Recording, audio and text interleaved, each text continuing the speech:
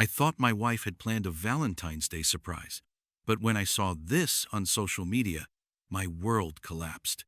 How could decades of love end in betrayal? I got a text saying my wife had booked a table at a restaurant for Valentine's Day. It caught me off guard since I'm usually the one handling these plans every year. But by evening, all I received was a message from her, saying she was stuck at work late. Not long after, I came across a post on Instagram from her junior colleague. Only a kind soul knows how to pamper someone. A fancy dinner, a charming companion, tonight's dessert was sweet, but not as sweet as your smile. The photo showed him and Sophia in a cozy pose, her wearing the bracelet I'd given her that morning. On the table was the bottle of wine I'd gifted her. In the past, I'd have stormed over to confront her, but this time, I was just drained. When Sophia got home, I was eating a peach. She's allergic to peaches. A mere brush against her skin triggers a rash. For years, we've avoided even peach-flavored drinks in the house. She seemed surprised to see me still up. Nonchalantly, she handed me a gift she'd prepared. In a flat voice, she said, "Happy Valentine's Day, love." To her credit, Sophia's a thoughtful wife. She doesn't just receive, she puts effort into gifts for me, like the sleek Rolex I unwrapped tonight. Earlier that day, the restaurant owner, a friend from our university days who'd seen our love story unfold, texted me about Sophia's reservation. I'd confessed to her and proposed at his place, so he's practically family. Over the phone, he teased about being a bachelor while congratulating us, then pitched their new dessert. "Does it have peaches?" I asked. "Sophia's allergic, so let's stick with the usual." Right after we hung up, Sophia called, "I'm swamped with work tonight. I can't make it." Sleepless that night, I scrolled through my phone and saw the post from her junior, Liam. Only a kind soul knows how to pamper someone. A fancy dinner, a charming companion, tonight's dessert was sweet, but not as sweet as your smile. The photo showed him and Sophia, his arm casually around her waist, his grin soft and suggestive. The wine I'd given her sat on the table, and the bracelet I'd gifted her gleamed on her wrist. I recognized the restaurant instantly. It was our place, steeped in memories. Liam held the dessert the owner had mentioned, a cake layered with peach puree. When Sophia joined me at the table, she frowned. Why peaches? I'd seen Liam's post and knew he was baiting me, but I was too weary to confront her. Staring at my phone, I suddenly craved a peach. I ordered some online, and soon I was savoring the sweet tart balance I'd always loved, but hadn't tasted since being with Sophia.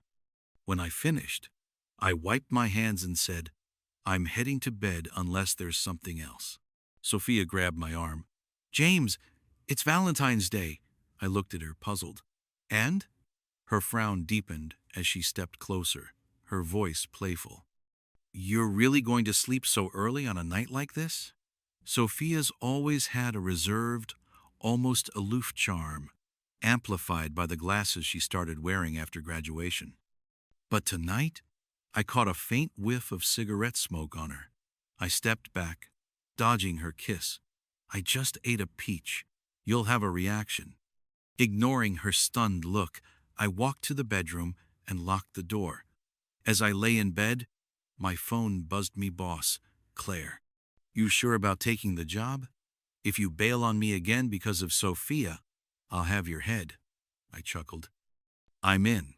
If I back out, I'll deliver my head to you myself." The new role in the marketing department pays better but demands constant travel. 3 years ago, Claire offered me the position, but I turned it down for Sophia. Sophia and I have been together over a decade, growing up side by side. I always knew she valued tradition and structure. Frequent travel, seeing her maybe a month a year with no set schedule, she'd hate that chaos. I once had her take an MBTI test. She didn't see the point but humored me. Result, ISTJ. Reserved, traditional, disciplined, orderly. That's Sophia to a T. It took me months just to hold her hand. In school, my friends found her dull, baffled by my feelings. I'd smile and say, "She saved my life literally." In middle school, an earthquake hit our classroom. Everyone bolted outside. I tripped over a chair and fell. Sophia fought through the chaos to reach me, ensuring I got out first while she stayed close behind. Later, I asked, "What were you thinking? If you died, all your plans would have been for nothing." She paused, then said, "I wasn't thinking that far. I just knew if I didn't make it, I'd rather go with you." That Sophia never imagined she'd one day betray me. I never doubted her devotion, but devotion fades. Claire must have sensed tension in my voice. "Everyone screws up, James. Blaming the past is easier than fixing it. I hope you've got the guts to shake things up when it counts." She added, "I'm flawless, of course, but you're not me, so mistakes are expected. Just don't lose the job over a woman. You start in 3 days, and you're off to Brazil first. No half measures." The next morning, I headed to the office to wrap up my current tasks. Sophia was in the living room, her lips slightly puffy, likely from kissing Liam after he ate that peach cake. I brushed past her, but she grabbed my wrist, her expression defiant. "Why are you upset?" "Because I wasn't with you yesterday. I told you I was working late. The company's going public, James. As a woman in management, you have no idea how much pressure I'm under. You always said you'd support my career. What's with you now?" That's how it's always been. I love her, so I let things slide. Even when she was too busy to know I was in the hospital, unreachable, I stayed quiet. Then one day, I picked her up from work, and her phone rang. Mid-makeup, she dropped everything to answer sweetly. Liam's name came up. That's when I realized she wasn't too busy for calls or too reserved to drop her guard. I just wasn't worth it to her anymore. I pulled my hand free. "Enough, Sophia, we're done." Her phone cut me off. She glanced at it, apologetic. Liam's voice came through. "Sis, pick me up. It's freezing and I'm not getting out of bed. Don't dock my pay if I'm late." Sophia's face softened. "Scared of the cold? You, the guy who treks up snowy peaks at night? Get up, Liam. You're buying breakfast." I let out a bitter laugh. Liam chimed in. "Oh, tell Mark thanks. I didn't just eat at his place yesterday. I borrowed one of his people too. I'll send him something nice soon." Sophia shot me a guilty look, quickly lowering her phone's volume. I shook my head and walked away. She called after me, claiming she gave Liam their reservation for a client dinner, purely business. I stared, silent. A Valentine's Day client dinner? Did she not hear how absurd that sounded? She always twists her wedding ring when she's nervous or lying, and there it was, her telltale fidget. Soon, Liam called again, and she left with some excuse, food poisoning maybe. It wasn't new. That winter was brutal. Snow clogging the roads, no deliveries running. I wanted Sophia to make me soup, but she grabbed her coat. "Liam's out of food. I'm going to his place to cook." I froze, unsure whether to ask about their relationship or why she was cooking for another man. She rushed out, oblivious to me, shivering on the couch, unwell. Back in high school, if I skipped a meal, she'd scold me but produce a hot lunch from nowhere during a break. "Eat. You'll only get sicker if I don't look after you. You're such a hassle." Now, at the office, Claire dumped a pile of paperwork on me. "Finish this in 3 days or you're toast." Late that night, I saw the divorce papers my lawyer sent. In a snowstorm, I took a cab to Sophia's office. The power was out when I got there. Using my phone's flashlight, I got a text from a coworker. "Isn't this that rock band you've always wanted to see?" The link led to Liam's Instagram, documenting his moments with Sophia.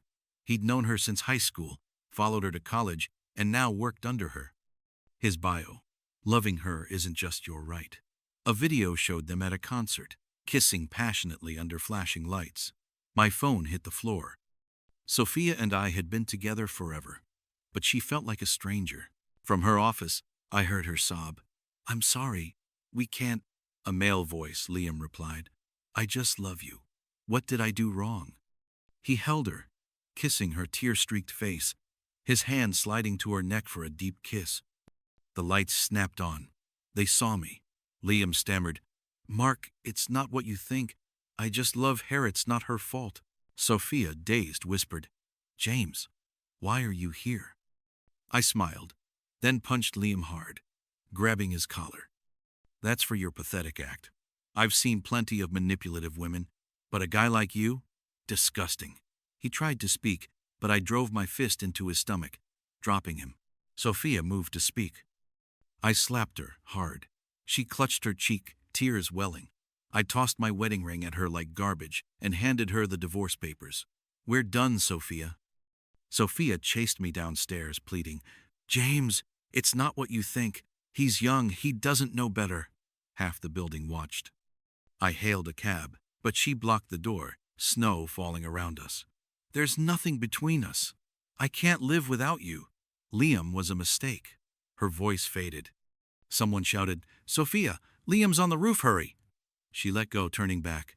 I slammed the door, laughing bitterly. In the rearview, she chased the cab a few steps, then ran inside. The pain hit me once the anger faded. The driver asked, "You okay, man?" I turned away, silent. At home, I packed. Both our parents, called Sophia, had rallied them to mediate. After a decade together, our lives were deeply intertwined. My parents only said, "We just want you to be happy, son." I finished packing and opened the door to find Sophia, broken and trembling. Sophia reached for my hand, shaking. "James, don't leave. I can explain." She broke down, sobbing. "Hit me, yell, anything, just don't look at me like that. We promised to grow old together. Our parents expect us in River City for New Year's. Don't go." I sighed. "What do you want, Sophia?" She clung to my leg, tears soaking my pants. "One more chance, I'll be better." My eyes caught an old college photo that slipped from my bag. I saw Liam in the background, staring at Sophia, her gaze meeting his, not mine. It had started back then, hadn't it? I thought those moments were ours alone, but there was always someone else. Sophia trembled, unable to look at me, like a convict awaiting judgment. Softly, I said, "Okay." Her eyes lit up. "Really, James? You'll try again?" I nodded. "On one condition. Remember our high school plan to visit the coast Chert Chen like punch?" I delivered a right hook to his stomach, making him double over in pain and collapse. Sophia snapped out of it, about to speak. Smack! I backhanded her across the face. She clutched her cheek, eyes filling with tears, looking hurt. I coldly removed my wedding ring, tossing it at her like trash. When it hit her, she began to sob, tears streaming down her swollen cheeks. Her voice rose, "James, don't do this. Please listen to me." But I cut her off, handing her the divorce papers. "Sophia, we're getting a divorce." Sophia, disregarding all dignity, chased me downstairs from the office. "James, please listen. It's not what you think." Half the building watched. Embarrassed, I flagged down a cab, ready to leave. Amid the falling snow, Sophia pressed against the car door, not letting me close it. Her expression was almost pleading. "There's really nothing between us. He's just a kid. He doesn't know better." I sneered. "He's not grown up yet? So you're teaching him how to kiss in advance, huh?" My tone was flat. She looked at me, her eyes red, as if staring at a ship that was never coming back. She choked out, "Don't look at me like that, James. Please don't look at me like that. We've been together for over 10 years. I can't live without you. Liam was just an accident." Her voice grew quieter. But then someone called out, "Sophia, Liam's gone up to the rooftop. Come quick." She instinctively let go and turned around. I let out a derisive laugh and slammed the car door shut without hesitation. In the rearview mirror, I saw Sophia take a few steps after me, but she stopped, turning back to run into the building. I closed my eyes. Once the anger subsided, the stabbing pain in my chest finally hit me. The driver glanced at me through the rearview mirror, his voice full of concern. "Hey, kid, you all right?" I wiped my face, turned my head away, and remained silent. Back home, I started packing my belongings. Not long after, both Sophia's parents and mine called me. I thought bitterly, Sophia sure is busy. She has to calm Liam down from jumping off a building, but she still has time to rally both sets of parents to play peacemakers. Asterisk, Sophia and I have been together for over 10 years. Our entanglement is deeper and harder to break than most couples. In the end, all my parents said was, "Son, we just hope every decision you make is for your own happiness." I finished packing and opened the door, only to be met with Sophia's devastated face. Sophia looked dejected, like a child caught doing something wrong. She trembled as she reached for my hand. "James, don't go. Please don't leave. I can explain everything." I stared at her calmly. Suddenly, she broke down. "I'm begging you. Hit me. Scold me. Do whatever you want. Just don't look at me like that. Don't look at me like that." She pressed down on my suitcase, trying to keep me from leaving. "James, we promised to grow old together. Our parents are expecting us in River City for the new year. You can't leave me now." "Mom and Dad miss you so much." I sighed and asked, "What do you want, Sophia?" She nearly collapsed to her knees, hugging my leg, her tears soaking through my clothes. Sobbing uncontrollably, she pleaded, "Please give me another chance. I promise I'll do better." I didn't respond. My eyes, however, fell on an old college graduation photo that had slipped out while I was packing. That's when I noticed it wasn't just Sophia and me. Liam was there too, standing in the distance under a tree, staring at Sophia. And Sophia's gaze wasn't on mate passed over me, meeting his. So it had started that early, hadn't it? I thought those moments belonged only to us, but there had always been a third person in the background. Sophia trembled, unable to lift her head to meet my gaze, like a criminal awaiting a death sentence. To her surprise, I softly said, "All right." She looked up, disbelief in her eyes, which lit up with hope. "Really, James? Are you really willing to start over with me?"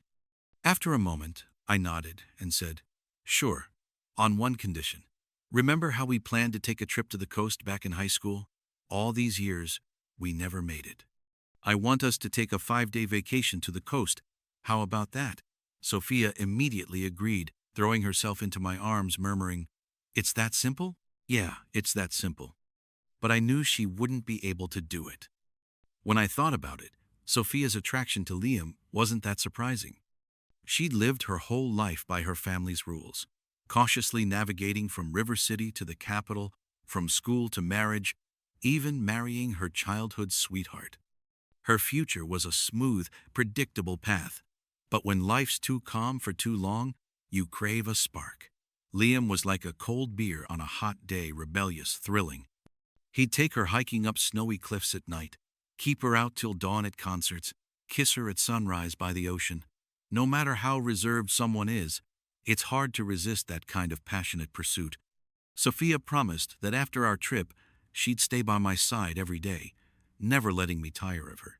She seemed afraid I'd change my mind, watching me closely.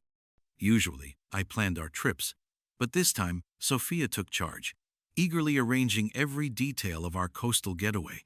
She seemed genuinely excited to finally take the trip we'd never had. Meanwhile, I scrolled through social media, bored. Liam posted daily, practically torturing himself with his feelings for Sophia. I watched coldly. Today, he couldn't hold back, posting, "She loves me." I laughed and posted in response, "From now on, I'll be living on the coast with my wife. The past is gone. Today's a new start. I just want to hold your hand moving forward." Liam couldn't take it and asked to meet. At the cafe, he gritted his teeth. "You're really forgiving her? Staying with her?" I smiled, silent. He spat. "You're really leaving? Moving to the coast? Why hasn't she told me?" I tossed the visa Claire had fast-tracked onto the table. Half joking, I said, "Sophia and I have been together over 10 years. She begged for another chance. I told her if she could drop everything and leave with me, I'd forgive her." She agreed, of course. I smiled, but my eyes were cold. Liam, furious, said, "Impossible. I've done so much for her. She said she loves me." His anger hid pain. I stared coldly.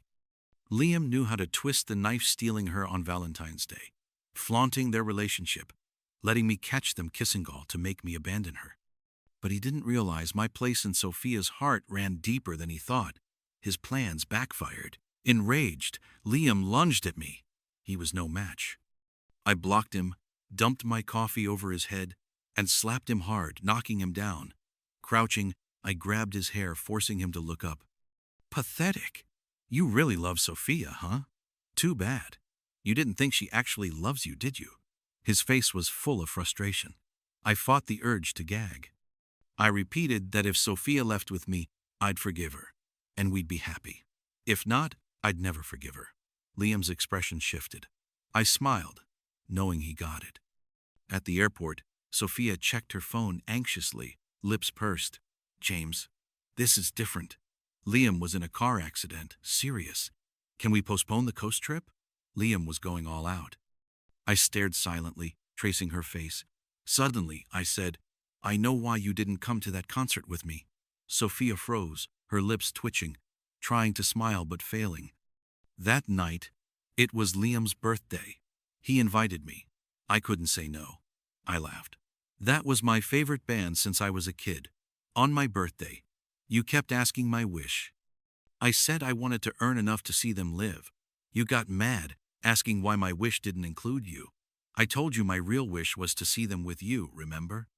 I was at that concert not knowing my wife was kissing someone else in the crowd. I texted her to eat something. No reply. Sophia panicked, her voice rising. There'll be other chances. I cut her off. There won't. It was their farewell tour. It's over. I locked eyes with her. It's over. Silence hung between us. Then I relaxed, waving her off. Go. He's your employee, and he's hurt. It'd look bad if you didn't. The coast, I smiled, seeing the teenage girl who once demanded I take her there. We'll go another time. Relieved, Sophia rushed out into the snow and rain for a cab to Liam's side. I tore up my plane ticket, tossed it, and printed a new one. Destination: Brazil. Sophia woke in a man's arms, his kisses soft on her face. Something felt wrong. She opened her eyes. It wasn't James. Yesterday, she'd raced to the hospital, only to learn Liam's accident was a lie. She was furious, but he pleaded, tears in his eyes. Sophia, I've loved you for years. One last time stay with me. Her mind screamed to leave. James must be livid. Asterisk. They'd been together since childhood, married 7 years. It was perfect. She couldn't lose him. But Liam's red-rimmed eyes and gentle touch stopped her. How could she reject such devotion? A sinking feeling hit her, like a premonition of loss, like falling in a dream from a skyscraper. She recalled James's face at the airport, nostalgic, resolute, a goodbye. She leapt for her phone. Liam asked, Sophia, what's wrong? Her phone was dead. Her heart raced as she stared at the blank screen, willing it to charge. Her panic startled Liam. When it powered on, a call came, her mother shouting. Sophia was stunned. James had compiled proof of her affair with Liam into a PowerPoint, a 320 megabytes file sent to their family, friends, and colleagues. The final slide was pure James, a photoshopped image of Sophia and Liam's wedding, with a note, wishing these cheaters a barren, eternal bliss. After hanging up, she checked her messages. James left one image, divorce papers, with a note, on the study desk, sign and send to my office. Sophia drove home like a maniac, running red lights in the icy snow. She skidded, nearly crashing. A driver yelled, but she was numb, focused only on finding James. He was soft-hearted, loved her deeply. There had to be a way to fix this. At home, it was empty. James had taken nearly everything. She recalled teasing him about overpacking for the coast. It's not like we're never coming back, she joked. He'd only smiled. Her heart ached. He'd planned to leave all along. No, it couldn't be. They'd been together their whole lives. She couldn't survive without him, nor he without her. If she apologized, made it right, he'd forgive her. He always did. He'd said they were fated since childhood. But at his office, Claire had security eject her. A colleague she reached scorned her. Days of searching revealed James had taken the new job, traveling endlessly. No return date set. His wife, reduced to chasing scraps of his whereabouts. Sophia realized he'd been slipping away for a while. Their chat, once full of emojis, now showed her messages failing with red exclamation marks. His social media erased their past, leaving one quote, "When did you decide to break up? When you saw a future as stifling as today. I just want to be happy." After work, I explored Brazil, 22,000 kilometers from home, basking in summer. São Paulo's streets pulsed with samba, blending European charm and Latin fire. A client invited me to Bahia's coast, where turquoise waves met golden sand. Under the sun, winter's chill felt like a distant memory. Sipping caipirinha, Sophia called, her voice hoarse. "James, where are you?" I sipped, picturing Brazil on a map. "The other side of the world. Sign the divorce papers and send them to my office, otherwise don't call." Silence. As I moved to hang up, she said, "I'm sorry." Her sobs crossed oceans, raw and helpless, like a lost child in a crowded mall. "James, I'm sorry. Forgive me. I'll do anything. 20 years. How can you let it go? How can you be so cold?" I smiled. She heard it and froze. "James, why are you laughing?" I exhaled. "You're always like this, Sophia. So sure I love you, that if you cry, I'll pity you. But have you ever considered I don't love you anymore?" I returned to River City for New Year's Eve. Childhood sweethearts know each other too well. During our family dinner, a knock came. It was Sophia, gaunt, her hair messy, wearing a worn sweater. She looked lost. The PowerPoint had torched her and Liam's reputations. Gossip said she was spiraling, abandoned by former allies who saw her true colors. I hadn't spoken to her since that call. The streets glowed with holiday lights, fireworks bursting afar. Sophia's eyes held despair but a flicker of hope. "Every year we've spent New Year's together. James, I love you. I can't live without you." I recalled her younger self, sneaking out one New Year's, cheeks pink, to give me a braided bracelet. I thought seeing her would hurt, but I felt nothing. Months of travel, new cities, new sky shad, healed me. Fireworks signaled the year's end. Winter was over. A new year began. I said, "Sophia, stop. It's New Year's. Seeing you like this turns my stomach." Her face paled. I shut the door. When my parents asked who it was, I said, "No one," and rejoined the laughter-filled dinner, snagging the last dumpling. It was perfect. I still had my family. Under Claire's sharp leadership, my career soared. I embraced constant travel, mailing postcards home from each city. My mom, now tossing around slang, called me her wander buddy. In Thailand, she fretted over the phone, "Be careful, son. I hear Thailand gets earthquakes." Chomping on mango sticky rice, I headed to a lantern festival. Thailand was vibrant, blending ancient temples with neon-lit markets, exuding a warm, chaotic charm. At the festival, lanterns floated into the night sky like glowing stars, turning darkness to dawn. I stared, breathless. Snapping out of it, I told Mom, "Earthquakes aren't common here." But then Thailand's weather agency issued a rare alert: Andaman Fault earthquake warning. Flights home were booked solid. I went off-grid, and Mom panicked, burning incense at midnight for my safety. Sophia heard and quietly booked a flight to Thailand. Liam, jobless and blacklisted, was still with her, their relationship toxic. He sneered, "Don't be dumb. James won't forgive you." But she ignored him. In a fight, she smashed a kettle over his head. Blood streamed down his face as he screamed, "He doesn't love you. I'm the only one who loves you." Sophia walked away. I made it home safely, though my flight was delayed. Before takeoff, my cracked phone got a call from an unknown number, but the crew made me power off. I forgot about it. Back home, I reassured my family and dove into work. Then Liam appeared outside my office, a wreck eyes red, clothes disheveled, demanding, "Where's Sophia? Give her back." I frowned through the glass, treating him like a lunatic. He said Sophia had gone to Thailand before the quake. I remembered that call but stayed calm, having security toss him out. "I don't care. She's your problem now." Bad news came via Sophia's parents through mine. She'd tracked my last post about the Lantern Festival, searching for me, calling James with a new SIM. She got busy signals, thinking I was ignoring her. She reached the guest house I'd stayed at when it collapsed. My mom sighed as she told me. I recalled the girl who shielded me during that middle school quake, guiding me to safety. Emotions stirred, but I shook my head. On the phone, Mom asked, "Will you visit her?"